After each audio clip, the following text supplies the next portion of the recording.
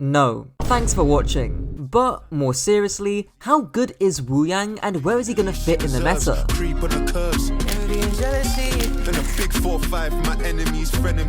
Thankfully, I've consulted some of Overwatch's top coaches and content creators for their thoughts on Wuyang, so you can have the best head start on him come season 18. First things first though. Okay, so editing Kajor coming in here. Apparently the patch notes for next week Tuesday got leaked beforehand and I'm only just seeing this now, and apparently the devs are saying that Wuyang's had a very successful trial and still he's getting buffed overall, so not a surprise there. The rest of the video is still meaningful, so keep that in mind, but yeah, I thought I'd just mention that there briefly. Now, I did a poll on both YouTube and Twitter, and the splits are pretty much the same. The main difference is that around 3 to 4% more people put Wuyang in D tier instead of A tier. I can tell you though that I think Wuyang was being slept on, and he does have some important strengths. His ultimate is undoubtedly very strong. You can think of it like a nano boost in terms of how it's used, but honestly it's even more versatile than that. Secondly, his damage is actually decent. While you're not going to be pulling numbers like Baptiste, it's meaningful when it hits. And when you're at a 15 to 25 meter range, you're going to be spamming out your empowered shots to maximize your fire rate. Lastly, Wuyang's short-term burst healing is incredibly high. When I talked to Spyro, this is something that he brought up. Wuyang does 75 healing with his beam on a single target. Guardian Wave does 80, regenerates your beam, and adds a 50% heal increase effect, so in total you can burst heal around 500 HP in just a few seconds. Of course though, only a minority of people voted Wuyang as A tier or higher, so it's time to look at his weaknesses. Let's address the elephant in the room. Wuyang is not good into flankers or dive heroes, specifically Tracer and Ball. Now, Capitology, former professional coach for TSM, explained how Wuyang has few fighting options into a Tracer. Assuming Wuyang is like a main support, when we compare him to other main supports like Lucio or Brig, both of those heroes have way less costly and easier methods of fighting off a Tracer. Boop and Whip Shot are 4-second cheap cooldowns. Guardian Wave is an expensive 12-second cooldown, and you might not even hit the boop on Tracer anyways. The second weakness is an absence or lack of utility. If we look at someone like Juno, yeah, they're also very weak into someone like Tracer, but they're one of two heroes with speed boost, their throughput is very high, and their ultimate is very strong. With Wuyang, only your ultimate is very strong. You don't have speed, and at least your heal throughput is only high for a short period of time. With all this being said, I think it's vital we look back in the past so we don't make the same mistake twice. Now, Spyro told me how it's gonna take time for players to cope with Wuyang, and I 100% agree. Unless a character has undoubtedly been broken on release, like Malga or even Illari, the community often calls out new heroes as bad or useless. Freya is the most recent example, and even Kiriko mentioned it recently. The community, including myself, thought Freya was an underwhelming hitscan alternative. Then, the devs buffed the shit out of Freya, which allowed the pros to discover how broken she truly was. Unsurprisingly, the devs nerfed her, but she's actually in a worse state now than she was on first release. Yeah, I think most of us can agree that Freya is still pretty good. Juno was the example Spyro gave me, and for good reason. She got multiple overall buffs since release, and while she did get eventually nerfed, it was too little too late before she ended up dominating the Stockholm meta. So what can we take away from this? Well, I think the dev comments on Juno can give us something. Specifically on Juno's first round of buffs, the devs say that the community was split between Juno being over and underpowered. Looking at my polling data, I'm getting a little bit of deja vu here. Secondly, the devs state themselves that they wanted Juno to release in a strong state as players grow accustomed to her playstyle. This basically means that I'd expect Wuyang to get buffed next week, so he releases in a strong state. This probably means that he's also gonna be meta, it's just gonna take us some time to figure out how. Which is why you're here, so let's try and get a head start.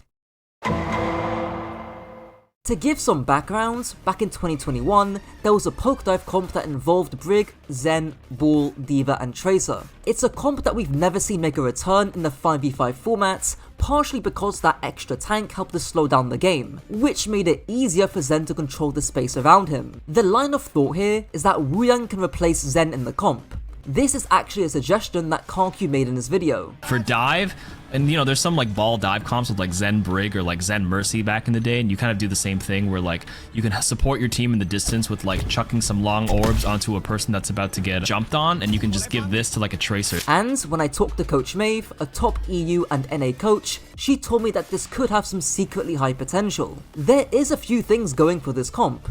Firstly, Wuyang is way more dynamic than Zen, especially mobility wise. Secondly, his weakness against flankers is covered by Brig, similar to Juno. Thirdly, just like how Zen is bad against dive heroes, Zen synergizes well with them too. Wuyang is the exact same. And lastly, the lack of speed or consistent healing doesn't matter as much in a Brig Zen comp. All the signs point towards this being a decent Wuyang comp, but we always need to look at the opportunity cost when it comes to these comps. In other words, are there better supports to play with Brig here? Is Wuyang good enough to revive a 4-year-old comp? These are questions that are just too early to answer, but it's important to at least consider this stuff and look at where it fits to Wuyang's strengths. The second potential comp is inspired off Virtus.pro's Illari comp on Midtown, something we saw in the Esports World Cup, and the idea is that you'd replace the Illari with a Wuyang. The benefits, compared to Illari, are more selective healing, better burst healing, more AoE damage, and a better ultimate. I've also heard similar ideas on Circle Royale, mainly because you disregard flanking heroes like Tracer. The original Midtown idea was something I put forth to Spylo, and he seemed pretty lukewarm about it, mainly because Illari is better at holding space due to the nature of her damage and pylon. As for the Circuit Royale idea, again the question of opportunity cost comes up. Why play Wuyang BAP over Juno BAP, BAP Zen, or any double flex backline on Circle Royale? The sightlines might also be a bit too long for Wuyang, considering he wants to play mid-range spaces. So, as you're gonna hear me say a lot in this video, there's definitely potential, but we're just gonna have to wait and see. This duo is one that I've seen decently high praise from. Honestly, it's kinda similar to the Wuyang Brig idea because you're playing Wuyang with some kind of dive hybrids. The trade-off here though is that Wuyang Kiriko has weaker peel potential and Wuyang's got more awkward mobility than somebody like Lucio. I know there's videos out there showing certain Wuyang jump spots with your rushing torrents, but because your mobility is less fluid than Lucio's, you probably won't be able to set TPs or flip maps like a Lucio can. I was also thinking back to that Hazard Lucio Kiri meta during Hazard's release, and I'd be lying if I said that I didn't have doubts on whether Wuyang could actually survive in that comp. But again, I certainly think there's potential here. If there's a situation where Lucio is banned, or his speed boost and his slipperiness is less valued, then Wuyang could potentially slide in. Lastly, I'll briefly talk about the other options that you can play with Wuyang. I didn't give specific sections for these characters because I think they're a bit more niche. For example, Wuyang Mercy could be viable, but Mercy as a hero just isn't very good right now, at least in a pro context. Wuyang Weaver is a similar story, but if you watch my recent Weaver video, you'll know that a large part of why Weaver can be good is that it enables his team to play super aggressively, which is why Baptiste pairs so well with Weaver, because his damage potential is incredibly high and Bap is able to go on crazy flanks. That's less so the case with Wuyang. The same can be said for Wuyang Moira. The two situations where Moira gets played are in Lucio Moira comps to farm up Coalescence, or in Moira Kiri comps where you play a super split dive comp. Wuyang doesn't really fit nicely into either, so again, I'm a bit skeptical here. With Wuyang Ana, because Ana is fairly weak at the moment, it's hard for me to say just how viable this can be at top level play. Because we've seen Kiriko Ana in the past, and because of how well Wuyang synergizes with dive heroes, I think there's definitely some good potential here.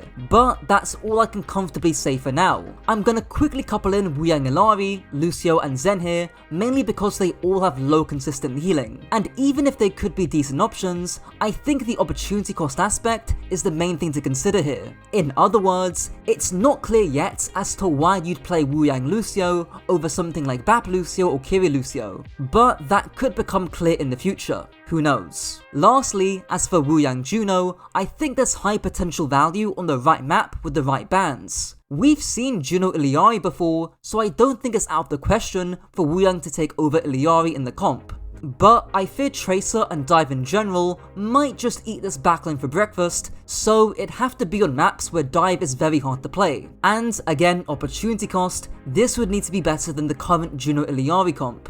In short, it's still too early to tell where Wuyang is going to be best played, let alone accounting for map bans and hero bans. But I think we can make some good educated guesses on where he might be good at, or where he might have good potential. And I wouldn't be surprised if Wuyang got buffed come next week, and we spend the next month figuring out where he's truly broken. As always, click the video on screen if you enjoyed, and until next time.